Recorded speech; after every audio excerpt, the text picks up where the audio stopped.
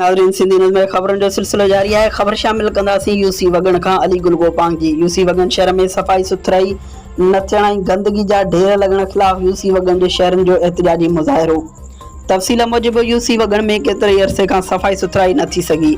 शहरनि civil society जे माण्हुनि अॻुवाणनि परवेज़ लाको, शमशेर शेख, वाहिद बख़्श, अमीर बख़्श ऐं ॿियनि जी अॻुवाणी में एहतिजाजी मुज़ाहिरो कयो वियो। उन मौक़े ते मुज़ाहिरीन मीडिया सां ॻाल्हाईंदे चयो त शहर गंदगी जो ढेर बणिजी चुको आहे। टाउन कमेटी जे सेक्रेटरी सफ़ाई सुथराई लाइ आयल किरोड़े रुपयनि जी बजट हड़प करे छॾी आहे। शहर में सफ़ाई सुथराई समेत को बि तरक़ियाती कमु न थी सघियो आहे। हुननि ज़िले इंतिज़ामिया, डीसी साफ़, बल्दियात ऐं वज़ीर आला सिंध सैयद मुराद अली शाह ऐं ॿियनि वसवारनि खां मुतालबो कंदे घुर कई त हिन करप्ट सेक्रेटरी खे हटाए को ईमानदार सेक्रेटरी मुक़ररु कयो वञे त जीअं शहर में सफ़ाई सुथराई जो निज़ाम बहितर थी सघे ऐं शहरी सुख जो साहु खणी सघनि।